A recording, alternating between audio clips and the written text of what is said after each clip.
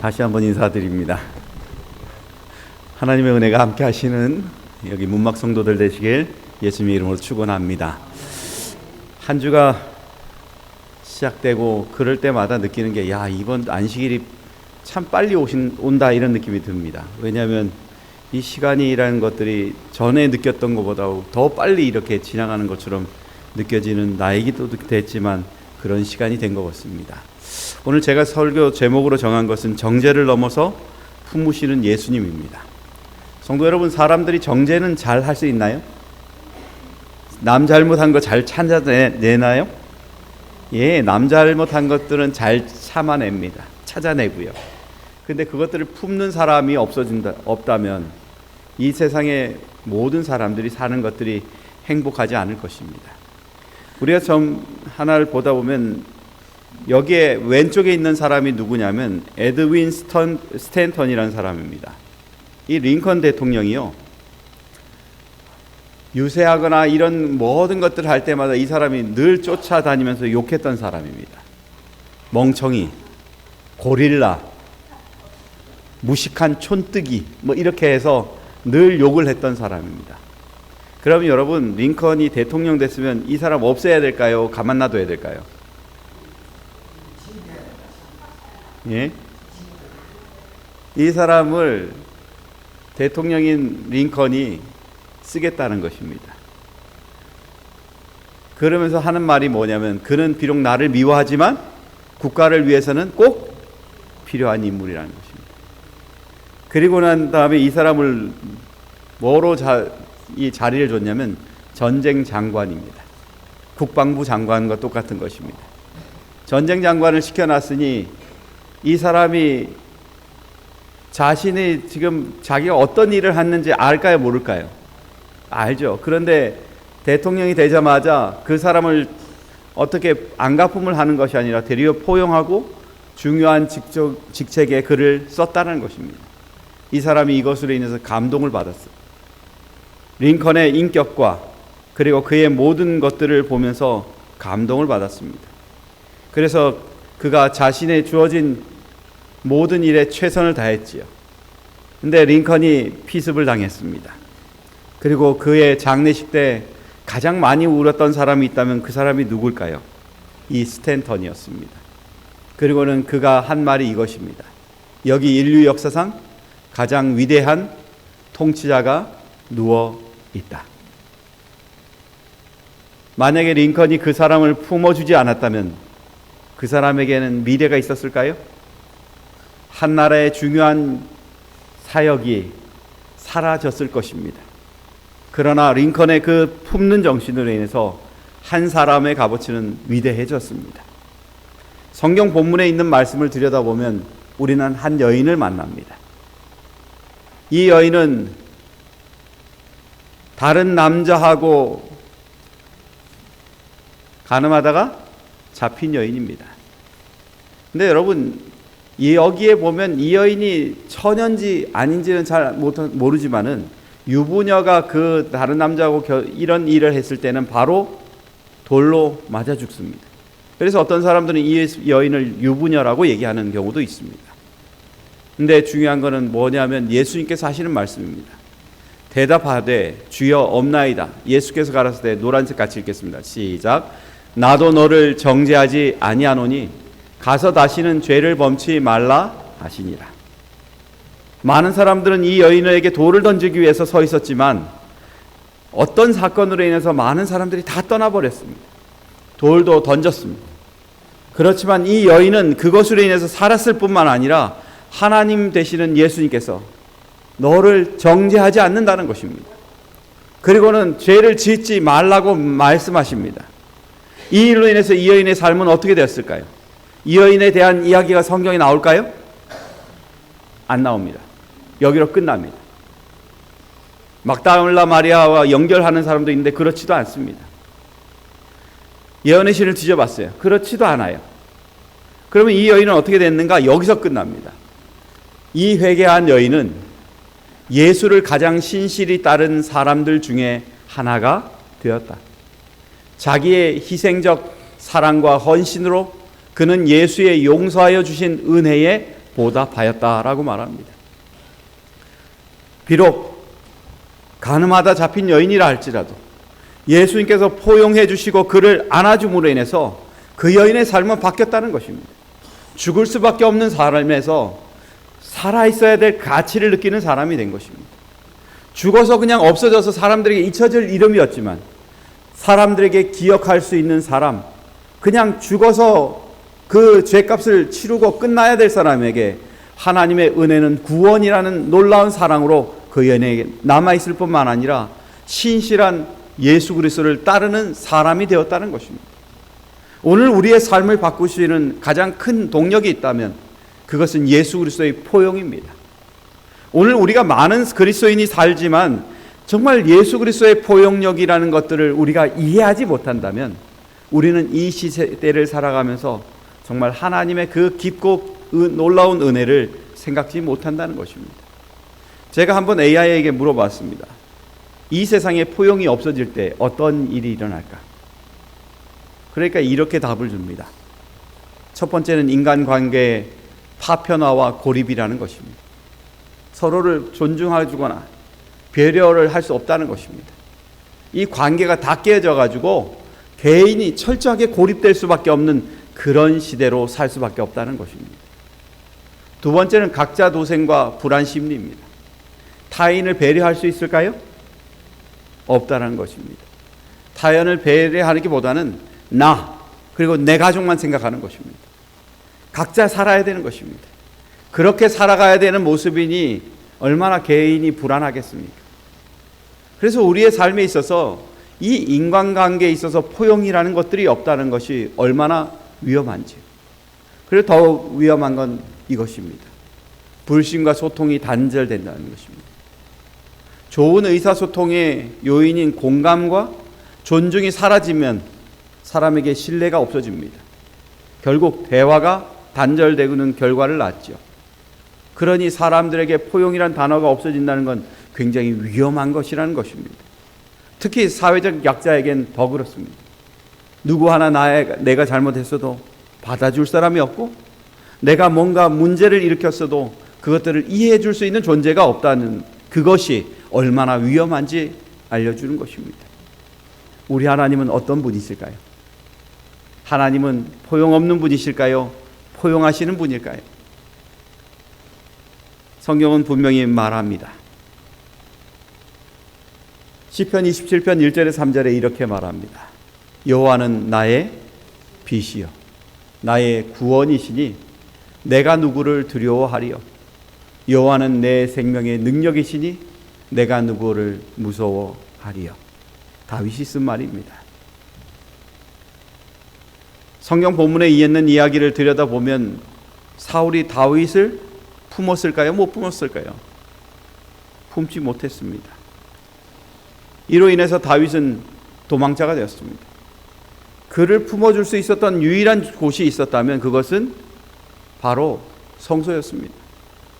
그곳에 있었던 아히멜렉이라는 제사장과 그 외 여러 사람들이 그를 품어줬습니다. 그런데 사울이 그 아히멜렉과 그 가족을 싹 없앱니다. 도액을 통해서 싹 죽여버리는 것입니다. 그러니 그는 이 사건으로 인해서 다윗은 갈 데가 없어지는 것입니다. 자기를 수용해 줄 데가 없어요. 그런데 유일하게 하나님만이 그를 수용해 주고 포용해 줄 수 있는 것입니다. 세상이 암담하고 깜깜해 보일 때 다윗에게 있어서 유일한 희망은 하나님이었습니다. 그래서 그가 표현할 때 이렇게 말하는 것입니다. 여호와는 나의 뭐라고요? 빛이라고요. 여호와는 나의 빛이라. 세상이 암울하고 깜깜해서 도저히 희망이 없어 보이는 이 상황에서 하나님만 나를 품어주시고 사랑해 주시니 그것이 바로 희망이었다는 것입니다. 성도 여러분, 오늘 하루를 살아가시면서 정말 여러분의 삶이 어둡고 깜깜한 시대에 살고 있다면 나를 품어주실 수 있는 하나님이 계시다는 것을 기억하시길 간절히 바랍니다. 상황이 어떻든 간에 그것들을 넘어서 나를 정말 위로해 주시고 그리고 그 가운데 용기를 주시는 하나님이 계시다는 것이 우리에게 얼마나 위대하고 소중한 추억을 만드는지 우리는 생각한다는 것입니다. 그래서 하나님은 우리에게 어떤 분인가를 표현할 때 이렇게 말합니다. 여호와는 나의 반석이시요 나의 요새시요 나를 건지시는 자시요 나의 하나님이시요 나의 피할 바위시요 나의 방패시요 나의 구원의 뿌리시요 나의 산성이로다. 성경은 우리에게 말합니다. 너희가 기댈 데가 없지? 그러면 하나님께 기대. 너희가 살면서 고통스럽지? 너희를 받아줄 수 있고 품어줄 수 있는 하나님께 기대. 그게 우리의 삶의 가장 최고의 행복이요 기쁨이란 것들을 저는 여기 계신 모든 분들이 기억하시고 살아가셨으면 참 좋겠습니다. 그럴 때 우리는 정말 세상에 주어지는 어떠한 악한 상황이라도 극복할 수 있는 힘을 얻을 수 있었고 또한 새로운 소망을 갖고 있음을 저희들이 기억하고 살아가길 간절히 바랍니다. 정말 이 세상은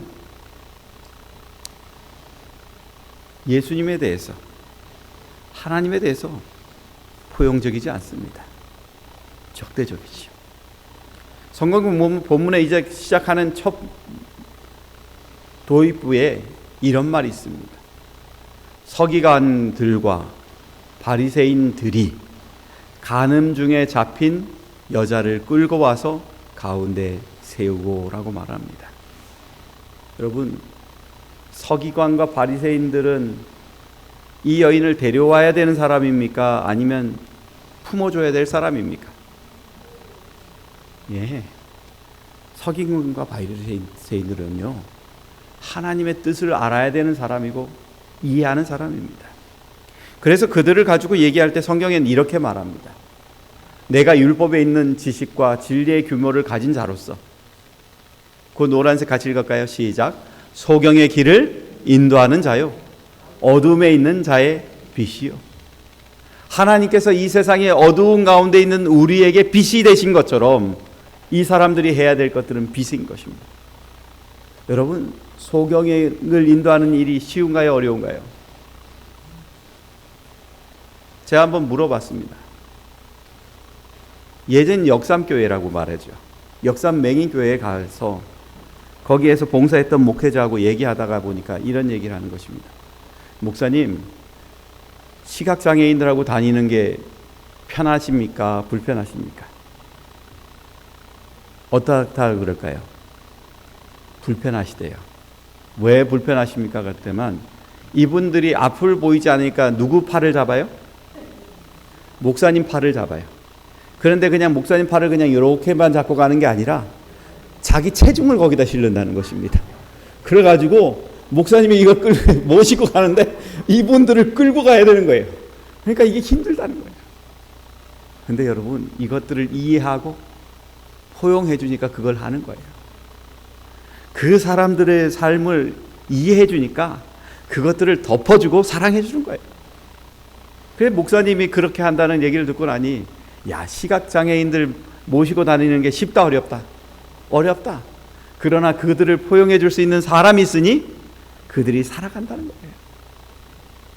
어쩌면 우리가 이 세상을 살면서 우리에게도 똑같은 존재가 필요합니다. 그게 바로 멘토라는 것입니다. 여러분, 바리새인과 제사장, 이들의 가장 중요한 것은 그들이 멘토가 되어야 된다는 것입니다. 상처 있고 문제 있는 사람을 품어줄 수 있는 그릇이 되는 하나님의 뜻을 아는 사람이기 때문에 그들은 진짜 그 사람들을 품을 줄 아는 사람이 돼요. 그래서 이 사람들이 해야 될 것들은 상처받은 이 여인에게 죄 짓고자 하는 이 여인을 알고 있었다면 어떻게 해야 될까요? 가서 못하게 말렸어야 돼요. 근데 이들이 어떻게 해요? 못하게 말리는 게 아니라 그것들을 조장하고 만들어가지고 이 작품을 가지고 온 것입니다. 예수님께 왔어요. 그들은 중요한 것들을 놓치고 있다는 거예요. 자신들의 본질을 상실했다는 것입니다. 여러분, 이들이 본질을 상실하니까 무슨 문제도 생기는지 아십니까? 예수님께 한 번은 서로 논증합니다. 바로 이혼 증서입니다.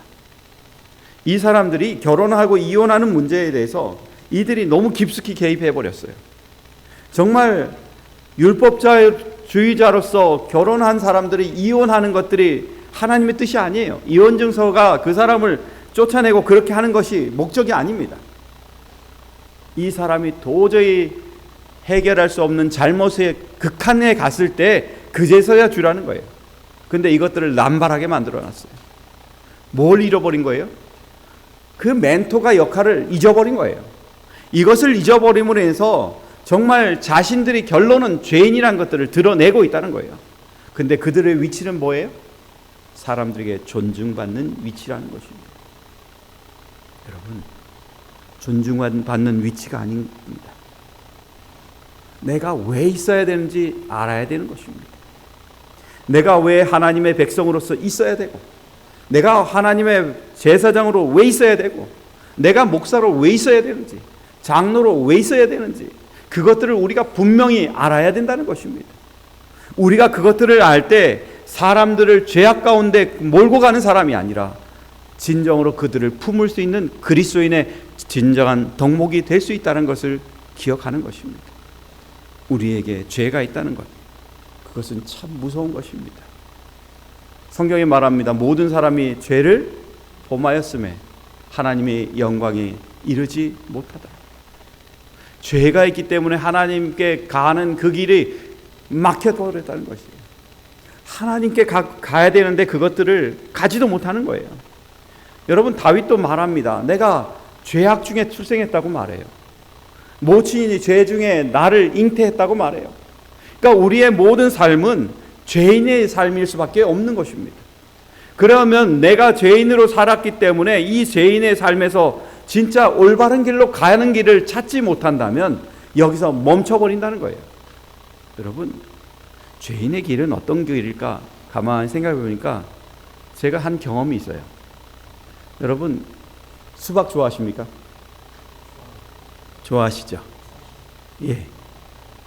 제가 선교지에 있는데 하루는 그 지역에 있는 동네 분들이 저희들을 초청했어요. 저하고 제 파트너 둘을 초청해서 얘기하는 것입니다. 너희들에게 맛있는 수박을 대접하겠다라는 것입니다. 여러분, 기대될까요? 예, 저희 있던 동네에서 수박 보기는 하늘에 별 보는 것만큼 힘듭니다. 별을 따는 것만큼 힘들어요. 왜냐하면 저희가 그곳에 1년 있는 동안에 수박 한 번 먹지 못해봤거든요. 근데 그 동네에서 산 하나만 넘어가면 그분이 수박을 공짜로 준다니 얼마나 좋겠어요. 쫓아갔어요. 산을 넘어갔습니다. 넘어가서 봤더니만 그분들이 수박을 척척 잘라주는 거예요. 맛있었을까요? 제 머릿속의 기억 속에 그렇게 맛있었던 수박이 없었습니다. 지금도 그 수박 맛을 기억을 해요. 그 이분이 잘 먹으니까 기분이 좋으셔서 뭘 하냐면 여기 있는 밭에 있는 거 가져가고 싶은 대로. 그게 기분 좋을까요? 아, 기분이 좋아요. 그래가지고 그걸 가지고 여기도 끼고 발로 굴려가면서 갔어요.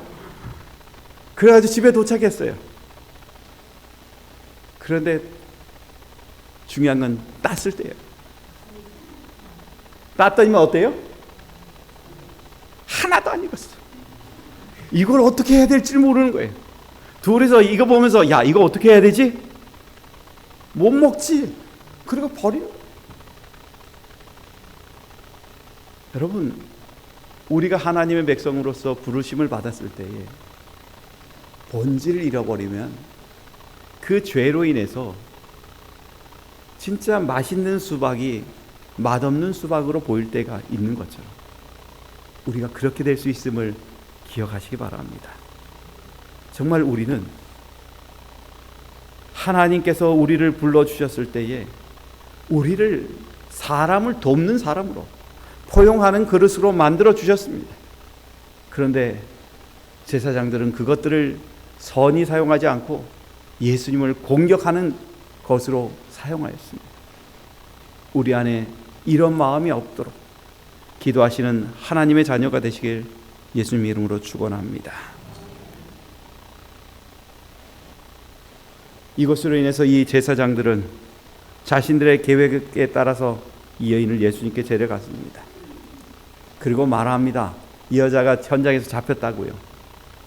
근데 거기에 말할 때 말을 합니다. 모세의 율법에 이러한 여자를 돌로 치라 명하였거니와 선생은 어떻게 말하겠나이까? 라고 말하는 것입니다. 여러분, 이 여인이 수치스러울까요? 수치스럽죠. 근데 이 사람들의 요 말 속에는 더 무서운 말이 있습니다. 뭐냐면 예수님께서 어떻게 하시느냐에 따라서 이것을 가지고 예수님을 고발할 것들을 이래도 잡고 저래도 잡는다는 것입니다. 만약에 예수님께서 정말 그들에게 정말 이것들이 모세 율법에 의하면 이 여자를 돌로 치라는 것들이 맞아 그러면은 어떻게 되겠어요? 당신은 로마법이기 때문에 예수님이 로마법을 뭐 한 거예요? 무시한 거예요. 그러니까 예수님을 죽일 수 있는 기본적인 토대가 준비되는 것입니다. 예수님은 사면 초과에 있는 것입니다. 그런데 만약에 로마법에 의해서 가만히 놔둬버리고 건들지 마 이렇게 말하면 어떻게 될까요?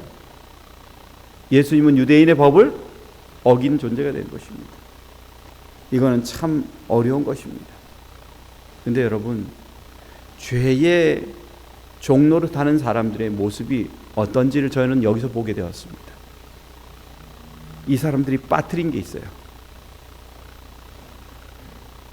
성경이 말할 때 간음하다 잡힌 사람들을 처우할 때 이렇게 말합니다. 우리 같이 읽어볼까요? 시작. 누구든지 남의 아내와 간음하는 자 곧 그 이웃의 아내와 간음하는 자는 그 간부와 음부를 반드시 죽일지니라 라고 말합니다. 누가 죽어야 돼요? 간음한 여자, 간음을 한 두 남녀가 같이 어떻게 해야 되는 거예요? 돌에 맞아서 죽어야 되는 것입니다. 근데 간음한 남자가 있어요, 없어요? 없어요. 그들 스스로 증명하는 것입니다. 이것은 자신들이 짜놓은 계략이라고요. 또 한 가지가 있습니다. 이스라엘 백성들에게는 율법의 정신에 가장 중요한 것이 하나 있는데 이것입니다. 신명기 17장 6절에서 7절에 말합니다. 죽일 자를 두 사람이나 세 사람의 증거로 죽일 것이요 한 사람의 증거로는 죽이지 말 것이며 라고 말합니다. 증거자를 데리고 오라는 거예요, 안 오라는 거예요? 거기에 증거자가 있어요, 없어요? 없어요. 근데 증거자를 몇 명이 데려오라고요? 3명이나 2명을 데려오래요. 왜 그럴까요? 한 명은 모략할 수 있습니다. 한 명은 사람을 자기의 감정에 의해서 모략할 수 있어요. 그렇지만 2명 내지 3명은 너가 말하는 것들에 대해서 법적인 책임을 그리고 하나님의 율법의 정신의 책임을 지라는 것입니다. 그러니까 이 사람들이 함부로 할 수 있을까요, 없을까요? 자세히 모르지만 이럴 거예요 라고 말하는 거 된다는 거예요, 안 된다는 거예요? 안 되는 거예요. 그래서 하나님은 이 죄가 완전히 드러날 때까지 그것들을 우리 사람들이 인정하기 전까지는 절대 그것들을 행하지 말라는 것입니다. 하나님의 율법의 정신은 그것입니다. 사람을 대우할 때 그 사람의 정확하게 알지 못하는 것을 가지고 아는 것처럼 얘기하지 말라는 것이에요. 그것이 하나님의 율법의 정신입니다. 정말 그들이 이 상황을 정확하게 알았다면 그들은 이런 말을 할 수가 없어요. 그런 말을 하면 그들이 잘못된 것이기 때문에 그들은 할 수가 없는 것입니다. 그런데 그들은 자신들의 모순과 함께 예수님 앞에 왔다는 것입니다. 여러분, 이 사람들 스스로 자기들이 죄인이란 걸 증언했나요? 그들의 행동으로 증거를 냈습니다.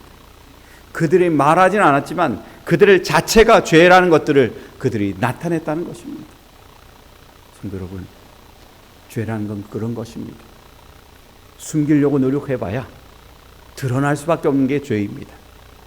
사람의 삶 속에 있어서 정말 중요한 것은 내 삶이 하나님 앞에 거짓된 모습을 나타낼 수가 없다는 것들을 우리는 기억해야 된다는 것입니다.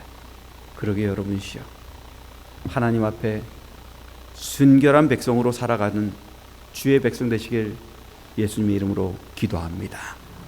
그리고 우리 신앙이 하나님 앞에 정말 떳떳한 삶으로 살 수 있기를 기도하고 축원합니다. 우리는 하나님 앞에 온전한 방법이 무엇인지를 배워야 합니다. 예수님은 그 사람들에게 입으로 답하실 수도 있었습니다. 근데 예수님은 입으로 답하셔요? 손가락으로 답하셔요? 예수님은 손가락으로 답하시는 분이십니다. 입으로 하면 입에서 나온 말로 싸움이 됩니다. 그러나 손가락으로 한 것은 그것이 싸움이 되지 않는 것입니다. 예수님께서 그것에서 그들에게 답을 주신 건 손가락으로 땅에 쓰셨다는 것입니다. 우리가 잘 아는 것처럼 이 손가락으로 쓴 것들이 예언의 시는 뭐라고 말해요? 그들의 죄라는 것입니다. 그들 자신들의 생애의 숨은 죄의 비밀이라는 거예요. 여러분, 거기에 저는 제 성격이면 그렇게 합니다. 김말동 어저께 뭐뭐 했음 이렇게 쓰고 싶어요. 근데 예수님은 그렇게 썼을까요? 안 썼을까요? 안 썼어요. 예수님인데 만약에 그 악인들의 죄인들에 대한 그 사랑과 포용하심이 없었다면 그 사람의 이름을 낱낱이 기록했을 것입니다. 그런데 예수님은 그 사람의 이름을 기록한 것이 아니라 그들의 죄를 기록하셨다는 것입니다. 성도 여러분, 이 손가락이 성경엔 굉장히 중요한 것입니다. 성경에 나타난 손가락에 대한 이야기를 한 두 개를 찾을 수 있어요. 첫 번째가 뭐냐면 바로 십계명을 쓰신 손가락이라는 것입니다. 그게 누가 쓰신 거예요? 예수님께서 쓰신 것입니다. 우리에게 율법을 주고 우리를 판단하게 만들고 하나님 앞에 우리의 연약함을 드러낼 수 있는 십계명이란 것들을 우리에게 주심으로 인해서 거울을 보듯이 하나님 앞에 나아가는 사람으로 서 있게끔 만들어 주신 분이 바로 예수님이십니다. 그러게 여러분, 예수님의 손가락으로 그것들을 쓰셨을 때 우리의 마음에 있는 이 십계명의 판에다 쓰시듯이 우리 각자에게 그렇게 쓰고 계시다는 것들을 생각할 때마다 우리의 죄가 얼마나 큰지, 숨겨놓은 것이 얼마나 큰지를 깊이 생각하게 되는 것입니다. 두 번째는 어떤 손이냐면 바로 메네메네 데겔 우바르신하고 쓰셨던 손가락인 것입니다. 여러분, 이 죄가 드러난 죄입니다.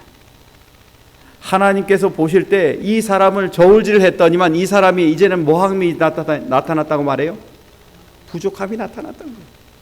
여러분, 저는 이 성경에 있는 이 이야기를 들을 때마다 좀 생각을 해봅니다. 하나님 보시기에 우리는 하나님의 저울에 딱 알맞게 서 있을까요? 부족할까요? 우리도 똑같이 부족하다는 것입니다.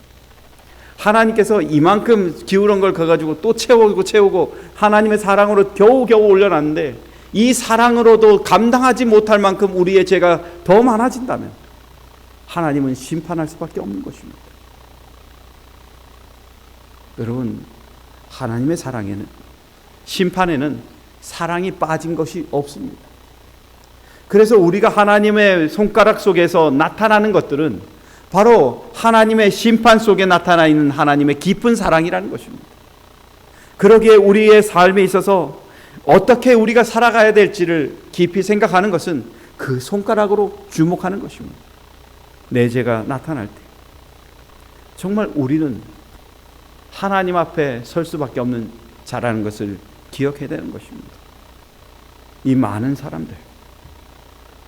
사람들은 예수님의 손가락으로 인해서 그들의 죄목을 적어준 놈으로 인해서 그들은 심판대 앞에 쓴 사람이 되고 말았습니다. 심판대 앞에 쓰고 나니 그들이 부끄러워서 정말 하나님 앞에 설 수가 없는 자라는 것입니다. 예수님께서 그들에게 말하실 때 뭐라고 말하냐면 다 쓰시고 난 다음에 그 다음에 말씀하세요.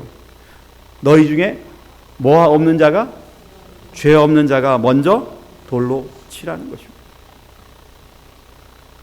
여러분, 전 이 말씀 보고 참 감사했어요. 첫 번째, 하나님이 나의 죄를 이름을 쓰지 않고 나의 죄를 나열하셨다는 것입니다. 그리고 두 번째는 우리의 양심에 호소하시는 것입니다. 너희 중에 죄 없는 사람이 돌로 쳐라는. 하나님께서 우리에게 주신 최고의 선물이 있다면 이 양심입니다. 하나님께서 우리를 창조하실 때, 하나님께서 말씀하실 때 뭐라고 말해요? 우리의 형상을 따라 우리의 모양대로라고 말합니다. 여러분, 우리의 형상은 하나님의 모습을 따라하는 것입니다. 우리의 모양은 뭘까요? 하나님의 품성이에요. 하나님께서 우리에게 좋은 선물을 주셨는데 그게 양심이란 선물이라는 것입니다. 그 양심이 하나님의 앞에 섰을 때 정말 그 저울이 기울어진 걸 그들이 봤어요. 그들에게 돌려져 있던 돌 내려놓을 수밖에 없어요. 내 양심이, 내가 지금 이렇게 만들어 놓은 이 모든 것들이 나의 잘못된 것들을 보게 만들어준 은혜라는 것입니다. 성도 여러분, 우리가 하나님의 백성으로 살면서 남을 지적하거나 때로는 그 사람을 정죄하는 경우가 있습니다. 저 또한 거기에서 자유롭지 못하지요. 근데 여러분, 하나님께서 우리에게 말씀하십니다. 우리 같이 한번 읽어보겠습니다. 시작. 믿음과 착한 양심을 가지라. 어떤 이들은 이 양심을 버렸고 그 믿음의 과연은 파산하였느니라. 우리가 이런 일에 파산하지 않도록 하나님의 백성으로 온전히 살아가는 주의 백성 되시길 간절히 바랍니다. 예수님 앞에 당당했던 그들의 모습에 예수님의 아주 한 방을 제대로 먹이십니다.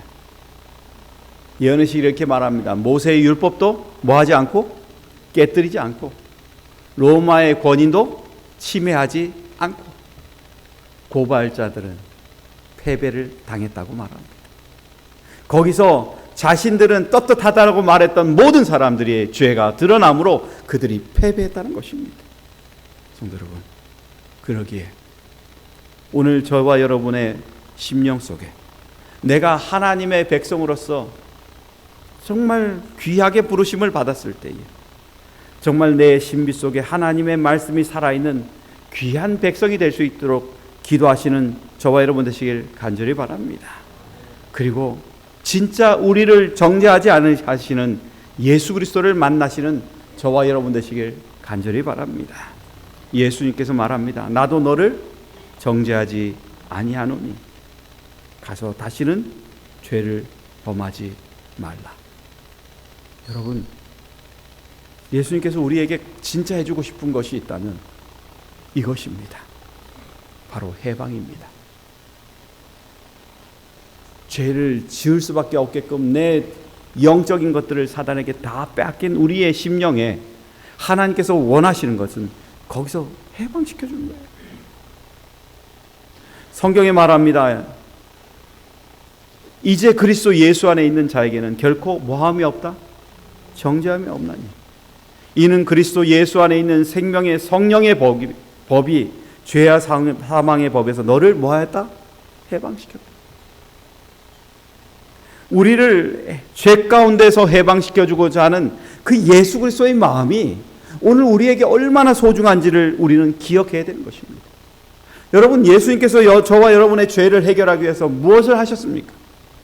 그분이 찔리셨습니다. 상하셨어요. 징계를 받았어요. 그리고 채찍을 맞았어요. 그것으로 인해서 저와 여러분의 죄가 깨끗해질 수 있다면 그분이 모든 고통을 다 당하시는 것입니다. 이 여인에게 던져지는 돌을 예수님께서 직접 받으셨다는 거예요.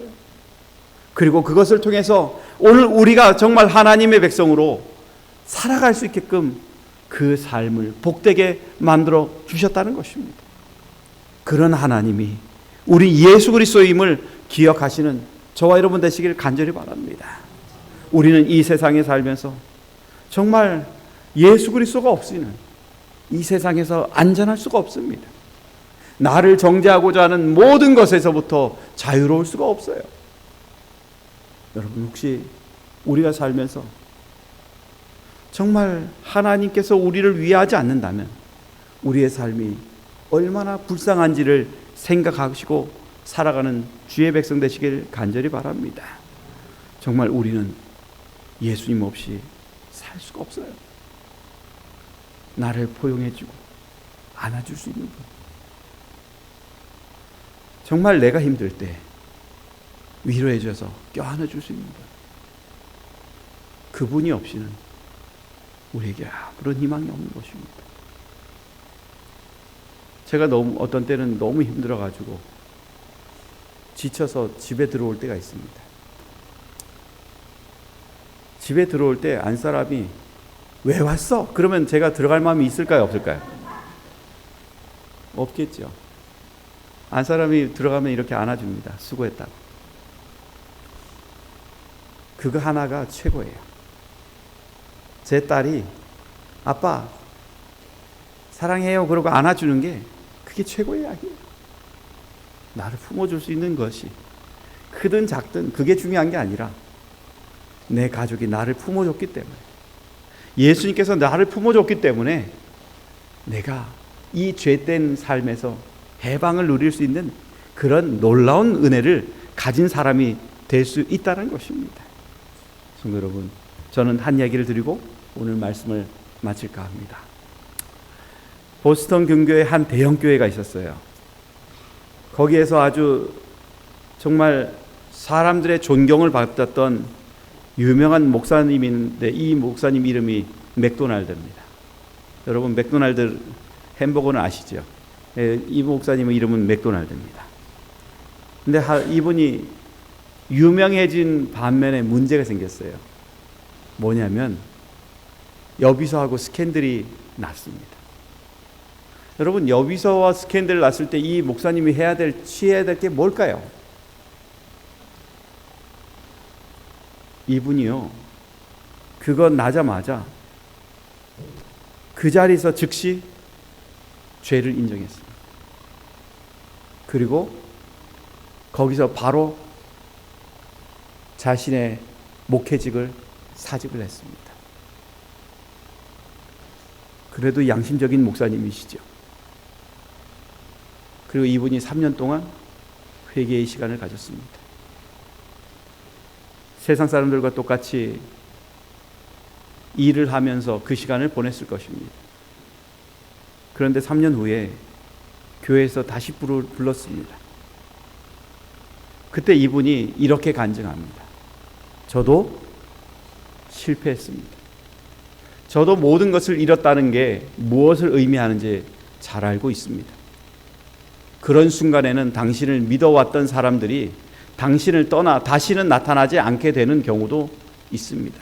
그러나 중요한 것은 그 실패의 순간에 하나님이 하시는 말씀이 무엇인지 귀 기울여야 한다는 것입니다. 그 목사님이 잘못했어도 안아주시는 분이 누구실까요? 하나님이십니다. 그 목회자가 잘못해서 일어날 수 있도록 그를 복돋아 주신 분도 하나님이십니다. 그러기에 우리에게 힘이 있고 없고 모든 것들을 잃었다 할 때, 여러분, 우리에게 가장 중요한 게 있다면 하나님께 가는 것입니다. 이 여인은 떠밀려서 예수님께 왔지만 우리는 그곳에서 예수님께 달려가는 하나님의 백성이 되어야 된다는 것입니다. 그럴 때 여러분, 세상은 우리를 정죄하지만 품어주시는 사랑으로 이 정죄를 뛰어넘게 하시고 하나님의 백성으로서 가치 있게 만들어주시는 그 놀라우신 사랑이 저와 여러분 안에 있어서 매일 매순간 믿음으로 승리하시는 하나님 백성 되시기를 간절히 바라며 말씀을 마치겠습니다.